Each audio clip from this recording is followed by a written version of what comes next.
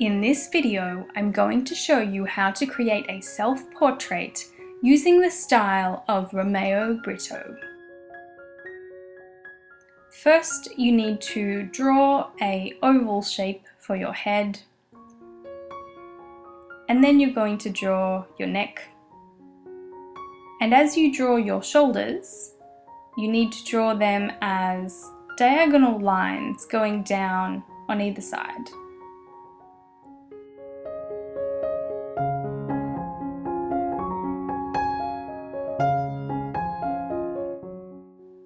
Next, you can draw a guideline going down the middle of your face and then one going in the middle horizontally.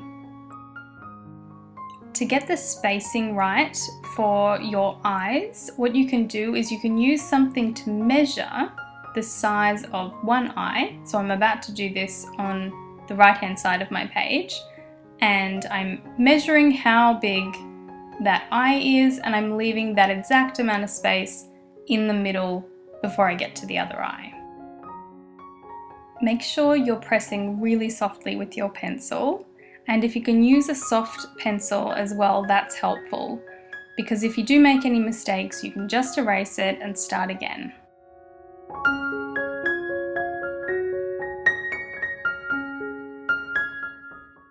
When you draw the iris, the coloured part of the eye, make sure that the top of the iris is just underneath the top eyelid.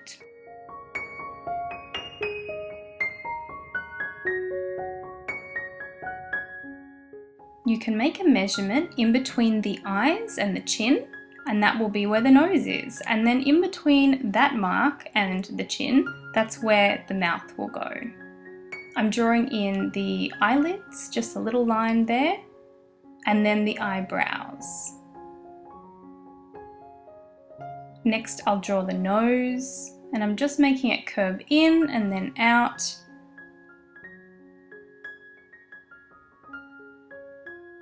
And then with the mouth, you can choose to make the mouth closed or opened. And you can see I'm making mine so that it is opened, and you can draw some teeth in as well if you'd like. I'm drawing in just a few eyelashes on top of the eyes, and then I'll draw just a few on the bottom as well. When I draw the hair, I'm thinking of how Romero Britto draws his artwork. I'm trying to think of how I'm going to add patterns and really beautiful, vibrant colors when I'm doing my hair. So I'm going to draw it in a way that is similar to my hair, but I'm going to make it look like it's standing out a little bit more.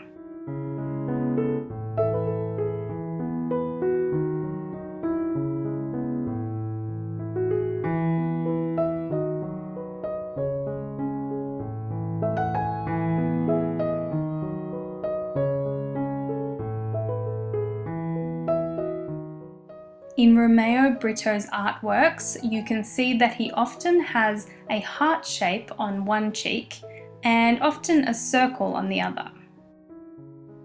You can use a bold pen or marker. I'm going to use my Artline pen because that's what I like to use. When you draw the pupil, leave a little bit of white so it looks like there's a bit of light there.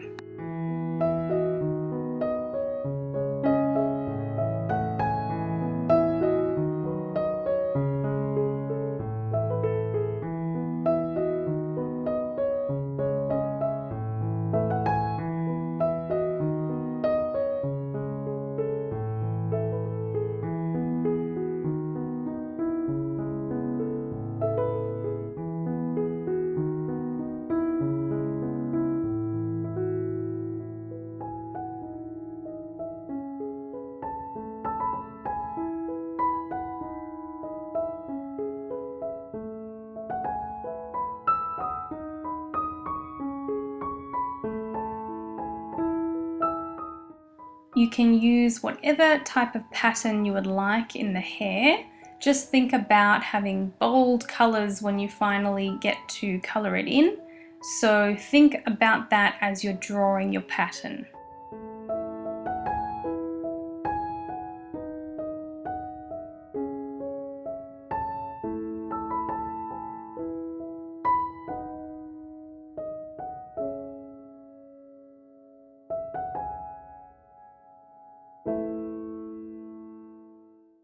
When you're ready, you can erase the pencil marks, but just be really careful that you don't ruin your paper or rip it in any way.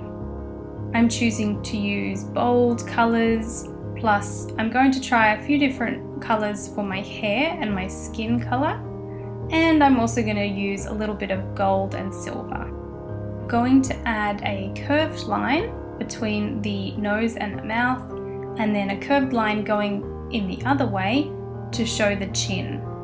And when you're ready, you can use your marker to go over the pencil. I'm going to use two different pencils to colour in the face. So for the skin tone, I'm going to use a lighter pencil first, and then on the left hand side, I'm going to use the darker pencil to show some shading. I'll use this brown that I've used for the eyebrows to also just add a little bit of colour to the lips. You can see on the left hand side I'm going over it a few times with my darker brown to make it look like it's shaded. And then I'm just going to use my red marker on the lips just to give it a tiny bit of colour, but not too much. You can experiment with the colours that you use. So here I'm going to use green, and then I'm going to go over it with my yellow, and it will just give it a really nice effect. For the hair, I'm choosing to use a brown and then my yellow as well. And I'm actually going to layer these colours to see what effect that gives me. And I quite like it. It looks nice, it stands out.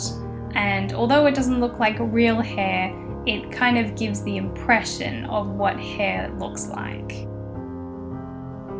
When you colour the neck, you can make it look like there's just a tiny bit of shadow just under the chin by using a slightly darker colour.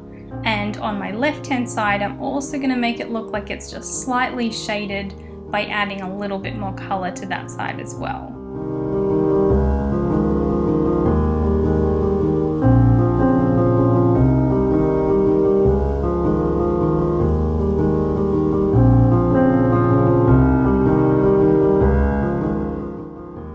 For the background, I'm going to get my marker and I'm going to section off the background into 3 main sections. You could make it 2, it's up to you. And then I'm going to add some hearts and some squiggly lines and some uneven star shapes.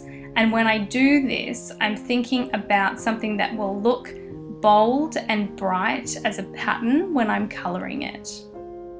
You may choose to draw something that represents a hobby of yours or a sport that you like to play, or just something that you think will look really interesting in the background.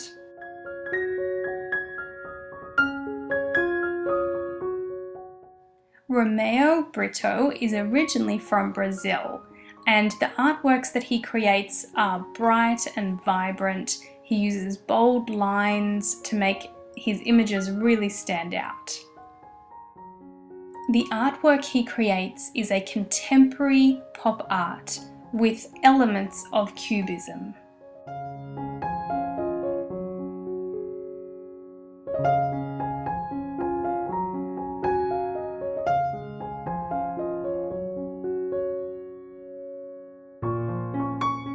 It can look really effective if you layer your pencil. So I've started with a lighter colour, now I'm going to go back over it with a darker colour. I'm going to use really bright, vibrant colours for my background, and I'm going to make sure that I've got some of the patterns really standing out. I've used a few different colours for the hearts. You don't want to use too many colours. I think 3 is the maximum. I've used the silver behind the star shapes, gold in my hair, And then the pink colour is actually just one pencil. And here is my finished product.